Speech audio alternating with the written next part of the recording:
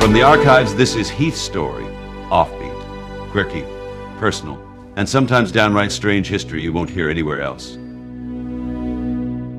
So as a kid, I always loved April 20th. It was my birthday, but there were several other things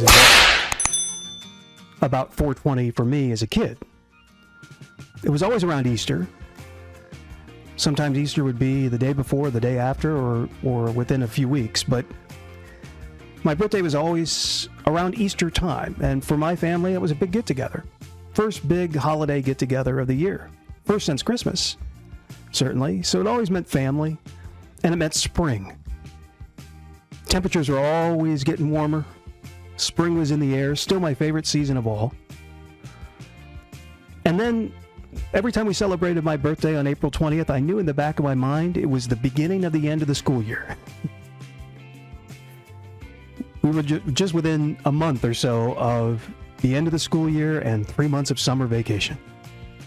So those three things alone, I mean, family, spring, the end of the school year, that made 420 for me really one of the best days of the year, if not the best day of the year. As I got older, I realized that 420 had different connotations for different people. And they were, the two main examples I can think of were about as opposite as can be. On one hand, on 420, you had people who were idolizing the man who shall not be named. It's just hard to drop his name in a YouTube video. I don't want to be demonetized because I mentioned that I share a birthday with one of the most infamous, awful human beings in the history of humanity. But his birthday would bring out really bad people who would celebrate his birthday, particularly in Europe. I would read about it when I was a kid. But then the flip side was a whole lot of people were sure happy. They seemed to be in a much better mood on 420 than any other day of the year. And then as you get old enough, you realize, oh, 420, that's the International Pot Day. That's the marijuana day of the year. Now, I want to tell all the YouTube officials that are watching this right now, because every content creator runs into this issue of demonetization. It's tough for me to even say. It's an evil word in the YouTube universe. And marijuana is tough. But I want all my YouTube folks looking in to know that this is not, I'm not encouraging anything, that anybody do anything with anything. I'm talking about my birthday, which is April 20th, which happens to be 420. And it is International Marijuana Day for educational purposes.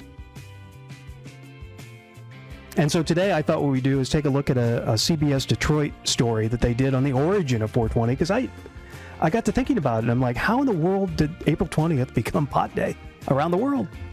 And it's quite fascinating. So I thought what we do is take a look at this educational report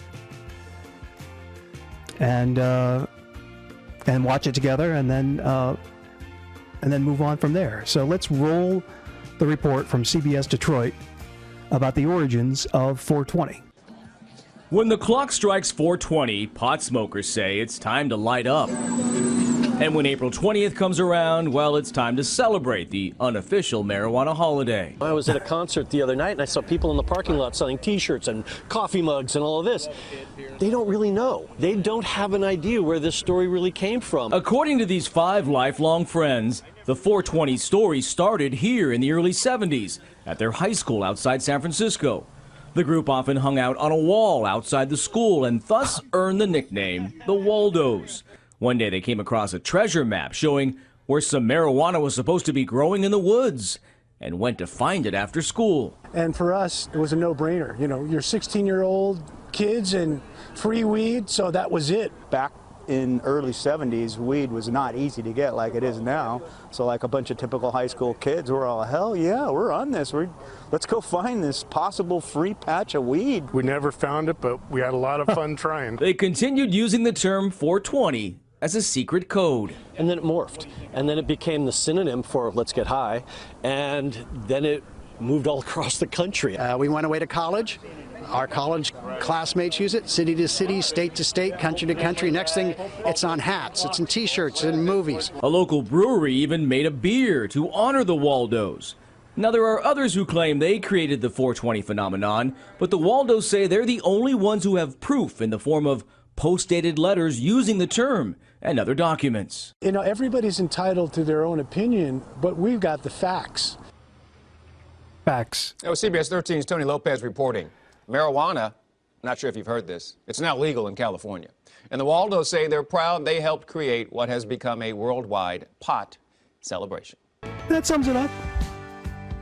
But I do know this, whether it's Easter time or springtime or the fact that summer's right around the corner, April 20th can be just a positive day for everyone involved. And having a birthday on 420, it just makes the whole thing very, very special indeed.